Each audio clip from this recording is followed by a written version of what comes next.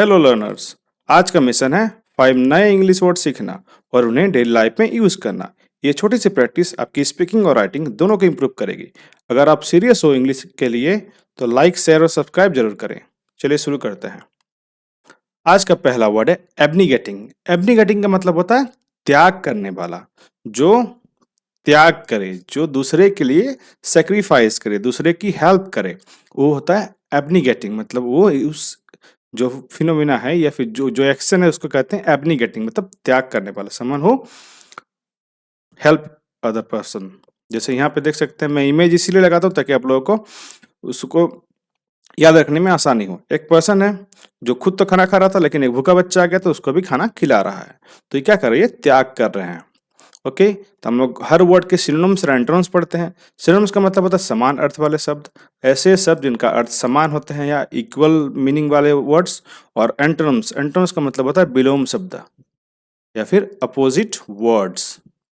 तो ओके, तो एब्निगेटिंग का सिनोनिम्स है सेल्फलेस, मतलब निस्वार्थ, जो खुद के बारे में ना सोचकर दूसरे के बारे में सोचता है। सेल्फलेस, ओके, वो होता है निस्वार्थ व्यक्ति। सेक्रीफाइसिंग मतलब त्यागी, जो दूसरे को पहले रखता है, दूसरे के बारे में सोचता है। वो क्या करता है? वो सेक्रीफाइसिंग करता है, मतलब खुद के नीड्स को रख के दूसरे के नीड्स पे वो ध्यान देता है। वो सेक्रीफाइस कर रहा है अपने नीड्स को। तो क्या हो रहा है? सेक्रीफाइसिंग मतलब त्यागी, जो त्याग करता है। अनसेल्फिशनेस, सॉरी अनसेल्फिश मतलब स्वार्थ रहित, जो अपने स्वार्थ का ना सोचकर दूसरे के स्वार्थ का सोचता है। जब जो खुद बीमार हो रहता है लेकिन दूसरे की बीमारी कैसे ठीक हो इसके बारे में सोचता है, वो होता है अनसेल्फिश, जो खुद के बारे में ना सोचकर दूसरे के बारे में सोचता है। अल्ट्रुइस्टिक मतलब परोपकारी, जो दूसरे का उपकार करता है हमेशा। अल्ट्रुइस्टिक पर्सन, ये बहुत ही पॉजिटिव वर्ड्स है जितने भी है।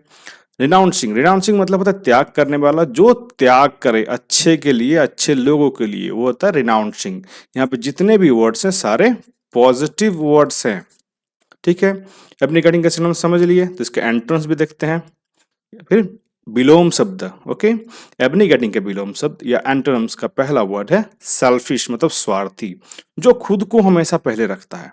उसको लगता है कि मुझे ही सब कुछ मिलना चाहिए, बाकी किसी को ना मिले, बस मुझे मिले। कुछ लोग होते हैं ना जो सोचते हैं कि मुझे ही सब कुछ मिलना चाहिए, वो होता है सेल्फिश पर्सन, मतलब स्वार्थी। ग्रीडी, ऐसे लोग क्या होते हैं? ग्रीडी होते हैं, लालची होते हैं। सेल्फ सेंटर्ड मतलब आत्म केंद्रित, उनको लगता है कि वही सब कुछ है और उनको ही सब कुछ मिलना चाहिए, वो होते हैं सेल्फ सेंटर्ड पर्सन्स। पॉसेसिव मतलब अधिकार जताने वाला, जो बोलते हैं ना, जो ऐसे लोग होते हैं जो हर बात पे बोलते हैं ये मैंने किया है, ये मेरा है, मेरा मैं करते रहता है, वो तो पॉसेसिव पर्सन्स, जो पॉसेसिव जताते हैं हमेशा, मतलब अधिकार जताने वाले। इंडल्जेंट मतलब स्वलिप्त, जो हमेशा जब भी बात करते हैं हमेशा खुद को सेंटर पर रख के बात करते हैं। मैं यहाँ पे ऐसे गया था, मैंने ये किया है, मेरे साथ ऐसा हो गया, मतलब खुद को जो सेंटर में लगता है। इंडल्जेंट, स्वलिप्त, खुद के बारे में बताने वाला, खुद को हमेशा सेंटर पर रखने वाला। ये सब इसके एंटरम्स हो गए एब्निगेटिंग के। नेक्स्ट वर्ड है इंडोमिटेबल, जो अड़िग रहता है, जो टिका रहता है, होता है अड़िग, जो टिका रहे हमेशा, जिसको लगता है कि मैं सब कुछ कर सकता हूँ, वो होता है इंडोमिटेबल, मतलब अड़िग। जैसे इस इंसान को देख सकते हैं, इतनी बर्फबारी हो रही है, माउंटेन क्लाइंबिंग कर रहे हैं, बाकी सब लोग रुक गए हैं, लेकिन ये चढ़े जा रहा है कि मैं ये करके दिखाऊंगा।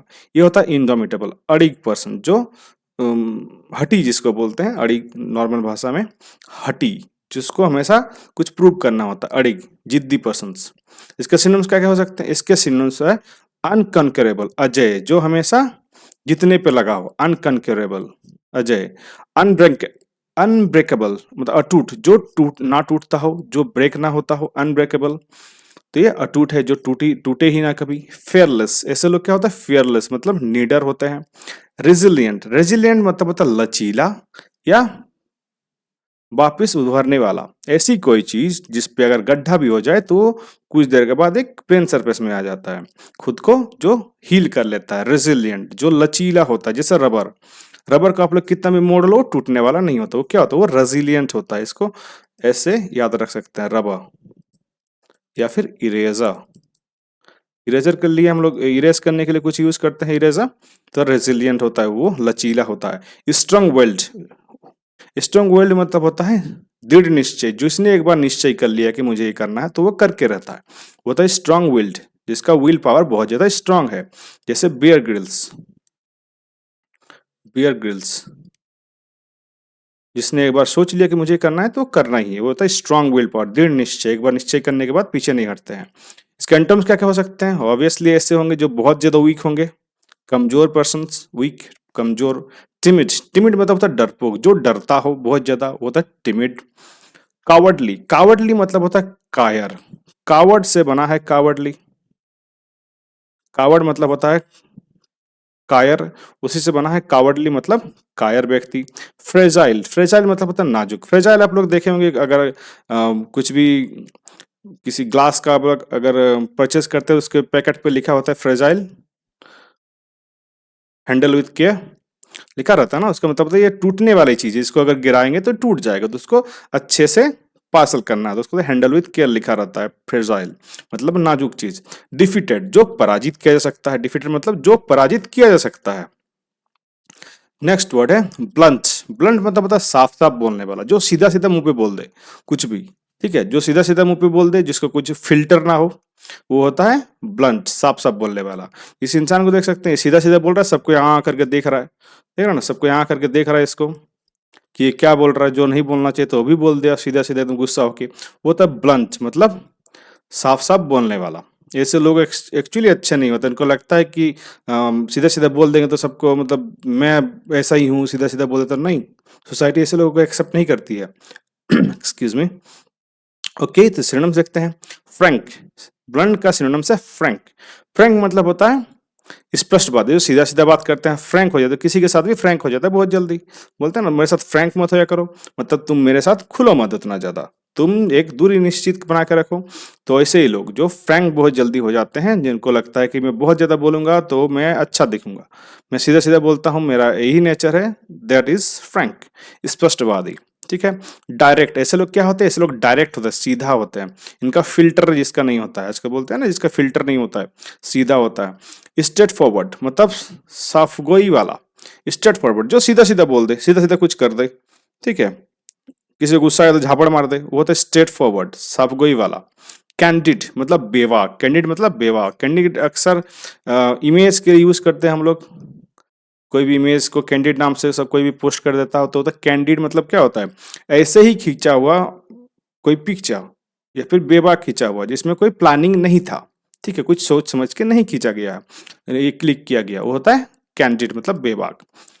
प्लेन स्पोकन मतलब साफ बोलने वाला, जो सीधा सीधा बहुत स्पीड से बोलता हो, प्लेन स्पोकन। अब प्लेन स्पोकन और फ्रैंक में या फिर ब्लंट में कंफ्यूज नहीं होना है। प्लेन स्पोकन मतलब होता है जो बहुत ही साफ तरीके से बोलता है। ठीक है, जो बहुत ही साफ तरीके से बोलता है लेकिन गुस्से से नहीं बोलता। लेकिन ब्लंट कौन होता है? जो सीधा सीधा मुंह पे बोल दे कि तुम बहुत बुरे हो, दैट इज ब्लंट। और अगर प्लेन स्पोकन बोलेंगे तो एकदम सॉफ्टली बात करेगा, लेकिन कहीं भी अटकेगा नहीं, वो होता है प्लेन स्पोकन, साफ बोलने वाला। इसका एंटोनिम देखेंगे, इसका एंटोनिम है डिप्लोमेटिक, कूटनैतिक। बोलते हैं ना डिप्लोमेटिक आंसर, मतलब कूटनीति के लिहाज से सही आंसर, सही किया गया आंसर, डिप्लोमेटिक आंसर। मतलब उसको कहीं से भी झूठा नहीं बोल सकते हैं, झूठला नहीं सकते हैं। ठीक है, कहीं ना कहीं से वो ठीक ही निकलेगा। टैक्टफुल, टैक्टफुल मतलब समझदारी से बोलने वाला। ऑब्वियसली ऐसा इंसान कैसे होता है? ऐसे इंसान टैक्टफुल होता है। जैसे डिप्लोमेट्स हमारे हैं जो बाहर कंट्री में इंडिया को रिप्रेजेंट करते हैं, डिप्लोमेट क्या करते हैं? वो टैक्टफुल होते हैं, समझदारी से बात बोलते हैं। अगर उनको बोल दिया जाए कि हमें ये पॉलिसी नहीं लेनी है या फिर ये पॉलिसी किसी कंट्री के साथ साइन नहीं करना है, तो लोग कुछ भी करेंगे लेकिन साइन नहीं करेंगे। वो होता है डिप्लोमेट्स, टैक्टफुल होते हैं, समझदारी से बोलने वाले होते हैं। पोलाइट, ऐसे लोग क्या होता है? पोलाइट होते हैं, विनम्र होते हैं, शांत स्वभाव वाले। सटल होते हैं, इसको सबटल नहीं बोलते, इसको सटल बोलते हैं, बी यहाँ पे साइलेंट है, तो सटल होते हैं मतलब सूक्ष्म होते हैं, आपको समझ में नहीं आएंगे उतने जल्दी। ठीक है, बहुत ही स्मूथली, बहुत ही पोलाइटली बात करेंगे, वो तो सटल, सूक्ष्म। ऐसे लोग क्या होते हैं? ऐसे लोग जेंटल कहते हैं इन लोगों को, या जेंटलमैन, जेंटलमैन, या फिर जेंटल वुमेन भी होता है आजकल, जेंटल वुमन। ठीक है, जेंटल, कोमल, जो एकदम धीरे से शांति से बात करे लेकिन अपना बात मनवा ले, वो होता है डिप्लोमेट या फिर जेंटल। समझ गए ब्लंट के एंटोनिम्स? नेक्स्ट वर्ड देखते हैं। नेक्स्ट वर्ड है अपीलिंग। अपीलिंग मतलब था आकर्षक या मन भावन, जो जिसको देखने से, जो चीज देखने से या जो चीज करने से आपका मन खुश हो जाए, मन भावक, आकर्षक लगे, ऑब्वियसली ऐसी चीज क्या होती है, आकर्षक होती है, मनभावन होती है, मन को भाने वाला। जैसे इस लेडी को देख सकते हैं, जैसे यहाँ पे बहुत सारे बटरफ्लाईज हैं, फ्लावर्स हैं, तो क्या हो गया, इनका मन मनभावन हो गया, मतलब अपीलिंग लगा इनको ये सिचुएशन, बहुत ही आकर्षक लगा। इसके सिनोनिम्स देखते हैं, अट्रैक्टिव। क्या है इसका सिनोनिम्स? अट्रैक्टिव मतलब आकर्षक, जो आकर्षक करे किसी को या किसी चीज को। चार्मिंग, ऐसी चीज क्या होती है, चार्मिंग मनमोहक होते, मन को मोह लेने वाला। इंगेजिंग मतलब दिलचस्प लगता है, ऑब्वियसली ऐसी चीज को इंगेजिंग रहेगा तो इसको ज्यादा इंटरेस्ट के साथ आप उसको एंजॉय करेंगे। प्लेजेंट, ऐसी चीज क्या देती है, प्लेजेंट देती है, सुखद अनुभव करवाती है, सुखद। इनवाइटिंग, इनवाइटिंग मतलब होता है आमंत्रण करने वाला। ऐसी चीज क्या करता है, आपको बार बार आमंत्रण करती है ऐसी सिचुएशन में जाने के लिए, ऐसी जगह पे जाने के लिए, तो क्या होता है, वो इनवाइटिंग लगती है, आपको बार बार जाने को मन करता है। ओके, नेक्स्ट इसका एंटोनिम देखते हैं। अपीलिंग क्या है, अनअट्रैक्टिव, अनाकर्षक, जो आकर्षक ना हो, अनअट्रैक्टिव हो। रिपल्सिव, जो घृणित हो, जिससे आप दूर भागना चाहें, ठीक है, वो होता है रिपल्सिव, जिससे आप दूर भागना चाहिए, जिससे खुद को दूरी बनाए रखे या किसी चीज से दूरी बनाए रखे, तो होता है घृणित या रिपल्सिव, दूरी बनाना या घृणित। बोरिंग, ऐसी चीज क्या होती है, बोरिंग होती है, आप डेली डेली एक ही शो तो नहीं देख सकते ना। अगर एक मूवी को आज देखे, कल देखे, फिर डे आफ्टर टुमारो देखें, फिर एक दिन और देखे, तो क्या होगा, आप बोर हो जाएंगे, उसे उबाऊ हो जाएंगे, रिपल्सिव लगेगा कि इसको बंद करो, अनअट्रैक्टिव लगने लगेगा कि मुझे तो पूरी स्टोरी पता है, मैं इसको देखे क्या करूंगा। ऐसी चीजें क्या होती है, ऐसी चीजें डल होती है, फीका होती है। ऐसी चीजें ऑफेंसिव लगती है, अप्रिय लगती है। ऑफेंसिव मतलब अप्रिय, डल मतलब होता है फीका। तो अपीलिंग के एंटोनिम्स देख लिए हम लोग। नेक्स्ट वर्ड की ओर चलते हैं। नेक्स्ट वर्ड है कामिंग। कामिंग मतलब होता है शांत करने वाला, जो आपको शांत करे। जैसे शाम में समंदर की लहर की आवाज और हवा, जैसी चीजें क्या होती है, ऐसी चीजें कामिंग होती है, शांत करने वाला, जो मन को शांत करे, ठीक है। इसके सिनोनिम्स क्या हो सकते हैं, इसका सिनोनिम्स है सूदिंग। सूदिंग मतलब होता है सुकून देने वाला, जो सुकून दे। रिलैक्सिंग, इससे क्या होता है, इससे रिलैक्सिंग लगता है, मतलब आरामदायक लगता है। पीसफुल, पीसफुल मतलब इससे शांति मिलती है। ट्रैंक्विल, ट्रैंक्विल मतलब होता है स्थिर और शांत, जिससे आपको स्थिर महसूस हो और मन शांत रहे, वो होता है ट्रैंक्विल। इसको मार्क कर लीजिए, ट्रैंक्विल को, अच्छा वर्ड है एक। और सीरीन, सीरीन मतलब होता है निर्मल और शांत, मतलब बहुत ही शांति से और बहुत ही निर्मल, धीरे धीरे जो कुछ होता है, तो होता है सीरीन। इसको भी मार्क कर लीजिए, दोनों इंपॉर्टेंट वर्ड्स है। बाकी सब सूदिंग और रिलैक्सिंग, पीसफुल, सब डेली यूज के लिए वर्ड्स सही है, ठीक है। कामिंग के एंटोनिम देखते हैं। एजिटेशन, एजिटेशन मतलब होता है बेचैन रहने वाला, जो बेचैन रहे हमेशा, जो जिसका दिमाग एक जगह पे नहीं लगता, होता है एजिटेशन, मतलब बेचैन रहने वाला।